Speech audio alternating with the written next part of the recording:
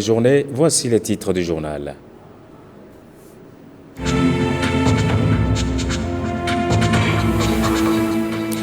26 octobre, date historique, date mémorable pour les Béninois. Ce 26 octobre 1972, le GMR prenait le pouvoir par un coup de force. À suivre dans cette édition, un magazine spécial qui revient sur la chronologie de l'histoire. Les conditions de vie dans les prisons préoccupent l'ONG Changement Social au Bénin. Elle a lancé la 5e quinzaine de l'amélioration des conditions de détention en milieu carcéraux.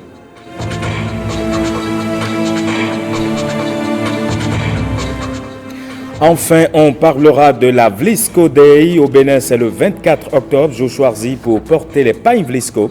Avec Aurélie Sauton, nous reviendrons sur l'édition 2016 célébrée à Dantokwa. Bonjour et bienvenue à tous. Nous étions le 26 octobre 1972. Bruit de bottes au Bénin, le gouvernement militaire révolutionnaire prenait le pouvoir. Le Dahomey, l'enfant malade de l'Afrique, comme on le désignait, venait encore de s'illustrer. Le monstre politique à 3 têtes est tombé. Les militaires l'ont assumé. Le commandant Mathieu Kérékou, à l'époque, a justifié le coup de force. Ce que nous reprochons, c'est le système. Le Dahomey ne peut pas avoir 3 présidents. La France a plus de 55 millions d'habitants, j'espère, je crois bien, mais elle n'a qu'un président. Alors qu'au Dahomey, on est à peine 3 millions, 3 présidents, c'est trop. Nous sommes assez pauvres pour avoir 3 chefs. Il n'y avait pas d'autorité de l'État. Donc ces 3 présidents ne se reposaient sur rien d'abord. Et le peuple a apprécié l'action que nous avions menée. C'est terminé. En fin d'édition, nous vous proposons un magazine spécial qui reviendra sur la chronologie de ce coup de force. Les conditions de vie des prisonniers préoccupent l'ONG Changement Social au Bénin. Elle a lancé la 5e quinzaine de l'amélioration des conditions de détention en milieu carcéraux au Bénin. À ses côtés, plusieurs autres ONG intervenant dans le même domaine. Jules Akoikou, Mesme Adisso. L'objectif de cette 5e quinzaine lancée par l'ONG Changement Social Bénin est d'obtenir du gouvernement béninois l'amélioration des conditions de vie dans les milieux carcéraux. 15 jours en fait pour rappeler que l'humanité n'a pas de frontières et que partout on est, dans n'importe quel stage de l'Afrique on est, ici on est humain. Ça veut dire quoi? Ça veut dire que les questions d'hygiène, les questions de vidange régulière des fosses en milieu carcéraux soient des questions revues. 15 jours pour rappeler en fait que la santé publique aussi passe par là, par les milieux carcéraux. Les organisateurs de la présente campagne mèneront à travers la plupart des localités béninoises des activités de sensibilisation pour une application efficiente du Code de procédure pénale. Ils seront soutenus par des ONG comme l'ACAT, Action des chrétiens pour l'abolition de la torture. Je voudrais quand même demander à ce que, au cours de cette quinzaine, les portes du ministère de la Justice ne soient grandement ouvertes pour que nous puissions quand même profiter pour faire nos plaidoyers. Le gouvernement est bien sensible aux activités de cette quinzaine avec laquelle il est même en phase. Au niveau de la détention, le gouvernement est en train de prendre les mesures pour qu'il y ait une meilleure vie dans les milieux carcéraux, sans être bien sûr un Eldorado pour les gens, les personnes en conflit avec la loi. Je tenais à vous encourager à continuer le travail qui a commencé, en espérant qu'un jour, nos frères en prison vont retrouver la liberté et vont se réinsérer dans la société en apportant aussi leur pierre à l'édifice de ce Bénin déjà couché, mais qui se relève progressivement. Même coupable de délits qui perturbent l'ordre social, l'homme reste un homme à traiter avec ménagement. Et puis, les étudiants et enseignants de l'Université protestante de l'Afrique de l'Ouest ont repris les chemins de l'université ce vendredi. La rentrée académique a été marquée par une bénédiction spéciale. Elle s'est déroulée dans la chapelle de l'Institut de théologie. Reportage, Emilienne Fayomi. Ils sont 455 étudiants inscrits à ce jour à l'Université protestante de l'Afrique de l'Ouest. Université autrefois à vocation théologique, elle regroupe en son sein actuellement plusieurs instituts et s'emploie à la formation professionnelle des jeunes. J'ai choisi cette filière parce que la première raison, j'ai fait une série technique qui est G1 et avec la filière MRH, on trouve beaucoup de potes aujourd'hui. L'université UPAO est une université reconnue, dotée de nombreux enseignants qualifiés. Le cadre aussi est agréable et c'est juste pour m'assurer un bon avenir. Nous avons les équipements nécessaires. Il faut aussi saluer la rigueur du rectorat pour la formation. J'ai choisi de faire l'informatique de gestion parce que j'ai jugé bon de me mettre au service de mon pays par rapport aux besoins de la programmation et aussi pour les besoins de réseau. Interrogé sur les conditions minimales exigées par le ministère de tutelle, le directeur des études s'explique. Les résultats annuels de juin 2016 étaient encourageants. Nous avons 9 filières. Nous avons comptabilité et gestion, nous avons management des ressources humaines, nous avons marketing et action commerciale, nous avons banque et finance d'entreprise, nous avons communication d'entreprise, nous avons informatique de gestion, nous avons secrétariat bureautique, nous avons l'école normale des instituteurs. Ça, ce sont les filières de l'Institut des sciences de gestion et de management. Nous avons eu 100% au BTS 2015-2016 en gestion des ressources humaines, 100% également en banque et finance d'entreprise, en marketing et action commerciale, nous avons eu 81,73% et en comptabilité et gestion, nous avons eu 73,82%. La rentrée académique 2016-2017 démarre sous de bons auspices. Tous les étudiants ont été conviés dans la chapelle de l'UPAO pour recevoir la bénédiction divine. Une manière particulière ici pour confier les jeunes âmes au Créateur Tout-Puissant selon le pasteur célébrant. L'institution des sciences de pédagogie et de l'éducation. Donc tout cela mis ensemble donne une diversité pour la formation, pour encadrer, former la jeunesse locale. Un seul souhait, former des jeunes soucieux de leur devenir. Ici, on promeut l'excellence. Et puis pour cette année 2016, les étudiants proviennent du Bénin, du Togo, de la Côte d'Ivoire, du Sénégal et du Cameroun. Inauguration ce vendredi de 2 modules de 6 classes à l'école primaire publique de Tchoukoupevi, c'est dans la commune d'Akpro-Misrété. C'est un don de l'ONG École de la Solidarité avec l'appui financier du ministère fédéral allemand de la coopération économique et du développement. Huguette Rondello, compte rendu. Créée en 1973, l'école primaire publique de Tchoukoupevi dans la commune d'Akpro-Misrété compte 6 salles de classe construites en matériaux définitifs.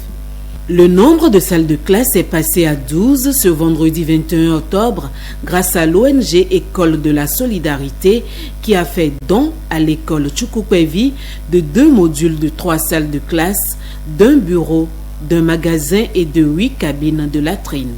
Le coût de ce joyau qui vous a été gracieusement offert par l'ONG École de Solidarité avec l'appui de ses partenaires est de 69 871 650 francs CFA. Merci à vous pour l'attention que vous nous portez, nous écoliers de Tchoukoupevi. Nous promettons de bien prendre soin des bâtiments car ils seront bien entretenus. En réalité, c'est un grand soulagement pour nous puisqu'ils nous donneront la joie de nous mettre résolument au travail. Je veux remercier les habitants de Tchoukoupevi et les parents de cette école pour votre collaboration. Aider sur le chantier n'était pas facile, mais vos efforts ont montré que le plus grand chagrin est l'avenir de vos enfants. Les élèves de l'école primaire publique Tchoukoupevi lancent un appel pour la clôture de leur école afin de faire de cette dernière un centre d'examen. On en vient maintenant à la Vlisco Day. Le 24 octobre est désormais déclarée fête du port du pagne Vlisco au Bénin. Le Vlisco a donc été célébré ce lundi 24 octobre 2016. C'est le marché d'Antokpa qui a abrité cette année l'événement. Il s'agit d'une initiative de Chachaté, c'est l'ambassadrice 2016 de Vlisco au Bénin. Les détails avec Aurélie Sauton. Tous en pagne Vlisco. C'est sous ce mot d'ordre qu'a été célébrée la 2e édition du Vlisco Day. L'événement a eu lieu au cœur du marché d'Antokba. Le Vlisco Day est une initiative de l'ambassadrice 2015 du pagne Vlisco au Bénin. Tchatchaté veut ainsi inciter tous les Béninois à adopter le look Vlisco comme un symbole de leur identité. Vlisco Day, c'est un jour où tout le monde doit avoir le réflexe de porter Vlisco avant de sortir de sa maison. C'est un mouvement, c'est un concept. J'ai initié ce concept Vlisco Day pour rendre hommage à ma mère et ça fait 170 ans. Vlisco a 170 ans cette année-ci et je voulais marquer les 170 ans de Vlisco. Et j'ai choisi le 24 octobre parce que le début du mois d'octobre est très difficile. Il y a la rentrée scolaire, tous les parents sont stressés, on n'achète que des cahiers, des fournitures, on paye les TD, etc. Donc je me suis dit, bon, je vais mettre Vlisco Day au 24 octobre pour que le mois d'octobre finisse en beauté. Cette 2e édition de la célébration du Vlisco Day a été l'occasion de sensibiliser sur les avantages à adopter ce tissu, mais surtout les astuces pour reconnaître le vrai du faux. Il suffit de regarder le logo, le soleil emblématique VVH, le logo qui est marqué sur le tissu Vlisco. VVH, c'est Van Vlissingen Helmont. Et regardez si le numéro du dessin qui est sur la lisière est conforme au numéro du dessin qui est sur l'étiquette blanche qui est collée sur le tissu. Après ça, vous avez l'inscription de Vlisco qui est marquée sur la lisière inférieure en anglais et la lisière supérieure en français. Un tissu Vlisco est un objet d'art, c'est une pièce unique à chaque fois. C'est la raison pour laquelle au bord sur les lisières, les couleurs, les traces qu'il y a ne sont jamais identiques. Vlisco Day dénote de la détermination de l'ambassadrice 2015 de la MAC à bien remplir sa mission. Chantal Tchiapé Tchatchaté, bien sûr ambassadrice 2016 Vlisco au Bénin. Un jeu de cartes pour promouvoir le développement de l'Afrique, c'est une initiative d'un Béninois et le dit jeu a déjà fait le tour du monde. Malheureusement, le jeu baptisé Jeu de cartes africain de l'UA reste peu connu du public béninois. Le promoteur du jeu que Guillaume Avienou a rencontré nous le présente. Ici, la différence de ce jeu de cartes africain l'UA, c'est qu'il n'y a pas de hasard. La probabilité de hasard est supprimée. Il n'y a pas de hasard dans ce jeu de cartes africain parce que c'est un jeu qui se veut instructif. Et de l'autre côté, ça promeut le développement africain parce qu'on enseigne à travers ce jeu des nobles valeurs humanitaires, des nobles valeurs de la vie sociale, des valeurs essentielles que des institutions internationales promeuvent. Et donc il y a la tolérance, la paix, le développement, tout ça.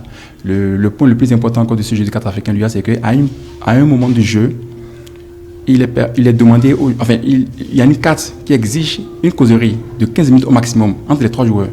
À cette causerie, les 3 joueurs discutent du développement de l'Afrique et de ses relations avec le monde entier. Donc c'est ça la particularité de ce jeu de cartes africain. Ça permet à chaque personne d'éveiller ce qu'il a en lui de positif pour l'Afrique.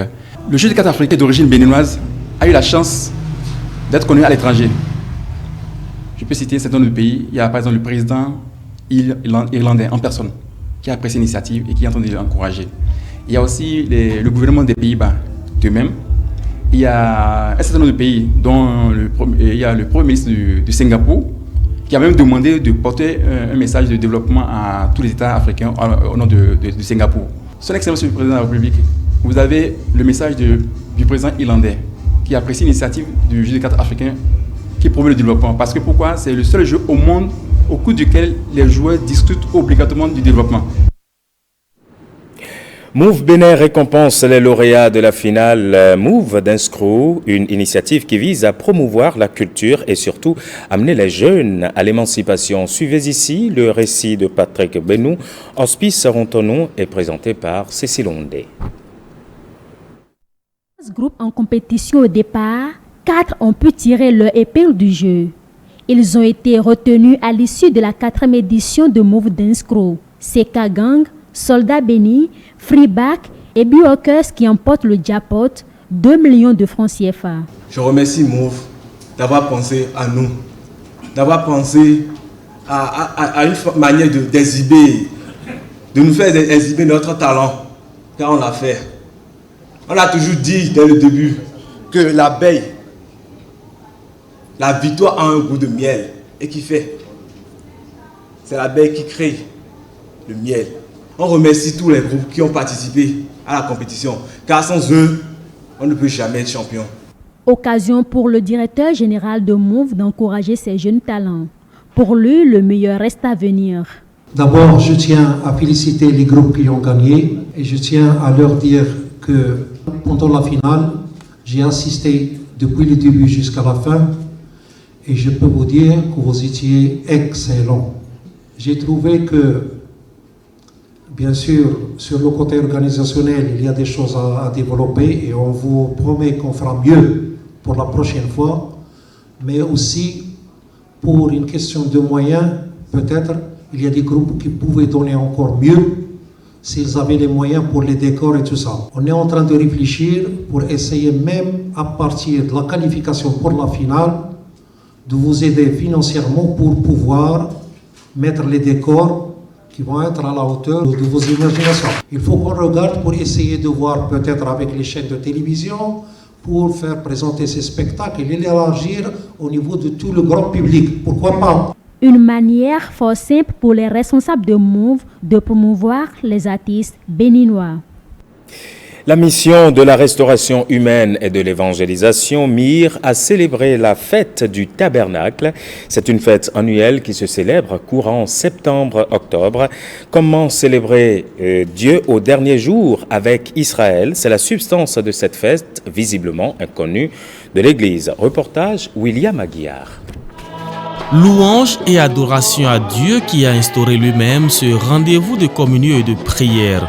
La fête du tabernacle, une célébration presque inconnue par l'Église, mais révélée il y a 13 ans aux pasteurs de la mission de la restauration humaine et de l'évangélisation. Comment célébrer Dieu au dernier jour avec Israël? C'est toute la substance de cette fête. Le culte d'aujourd'hui, ça c'est la célébration de la fête du tabernacle. Une fête qui fait partie des 3 fêtes instituées par Dieu lui-même. Et nous sommes au dernier jour pour rendre grâce parce qu'au dernier jour, l'Église attend un repos. Ce repos, c'est la finalité de notre vie terrestre. 7 jours durant, les fidèles de la mission de la restauration humaine et de l'évangélisation se sont donc conformés aux prescriptions des Écritures saintes à travers prière et adoration. Grande est notre joie d'avoir alors la révélation de cette fête. Grande est notre joie de ce que Dieu lui-même a siégé au milieu de son assemblée. Et ce qu'il a dit, ce que sa parole a dit, il a confirmé. Nous avons vu des guérisons spectaculaires. Nous avons vu et des restaurations. L'Éternel nous a comblés de sa grâce. Le témoignage que je peux donner au terme de cette fête des tabernacles, c'est de dire que l'Éternel a fait du bien à son peuple. Et les bénédictions qu'il a promises pour son peuple, je pense bien que chacun est en train de voir cela. Rendez-vous est pris pour l'année prochaine, courant mois de septembre ou octobre, pour une nouvelle édition de la fête du tabernacle. Et nous terminons cette édition avec la page spéciale. Il y a exactement 44 ans, le jeudi 26 octobre 1972, le président Mathieu Kérékou accédait au pouvoir. C'était à la faveur d'un coup d'État militaire qui a renversé le président Justin Tometi Aromandegbe. Et ce fut le début d'une révolution qui va durer un peu plus de 17 ans. Alain Dossuyovo nous propose ici de questionner simplement l'histoire. Un coup d'État au Dahomey. Nous l'avons appris cet après-midi, il a eu lieu cet après-midi d'ailleurs. Le président Aromandegbe a été renversé aujourd'hui par l'armée.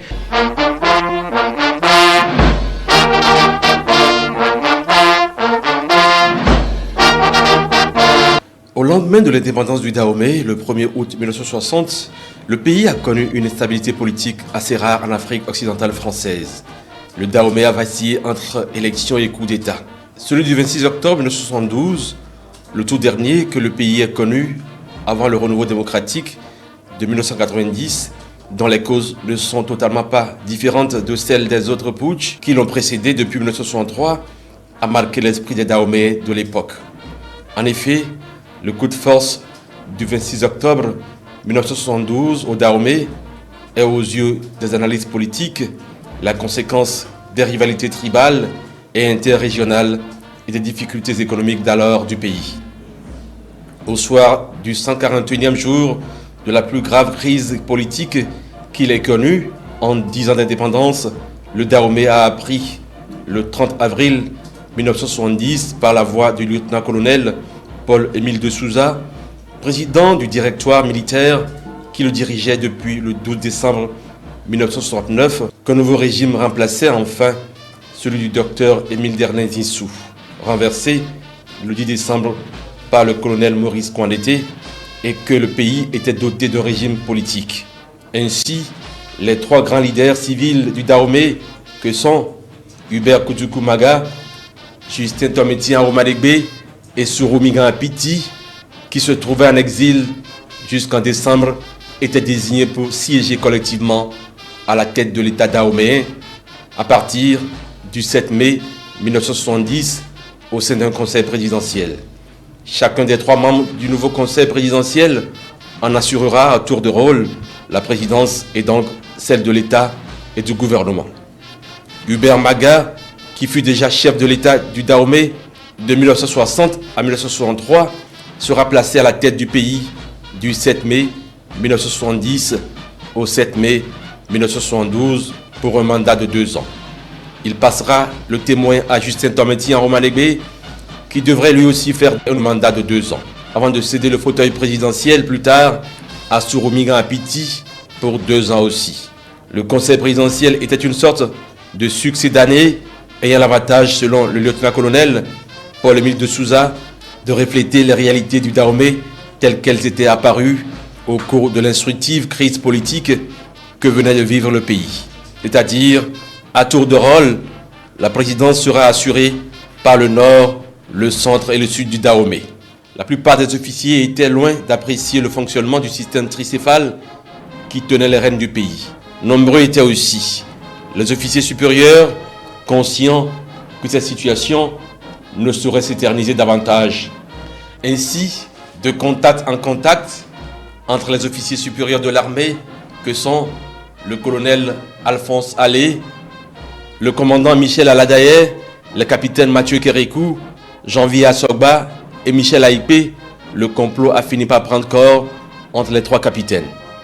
Prévu pour le mercredi 25 octobre 1972, le putsch fut retardé d'une journée puisque le conseil des ministres du mercredi fut reporté au jeudi 26 octobre. Commandé par le capitaine Janvier Assogba, accompagné de son adjoint Michel Aïpé, les putschistes s'ébranlèrent de leur base de Ouida en début d'après-midi pour Cotonou. Après une brève escale au Kangezo, ils investissent le palais de la présidence où le conseil des ministres se tenait. Le palais encerclé, les blindés choisirent leur cible et le conseil présidentiel tomba.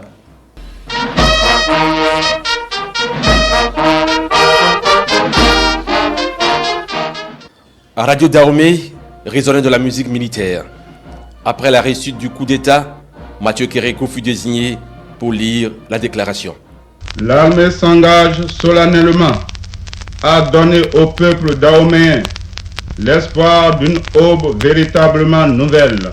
Vive l'armée, vive la révolution, vive le Dahomey, Cotonou, le 26 octobre 1972.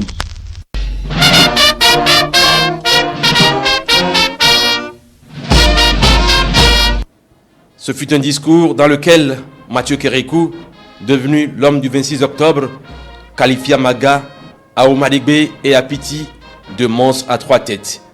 La formule du conseil présidentiel pour les putschistes est providentielle pour ceux qui ne se conçoivent dans la nation qu'à la tête de l'État.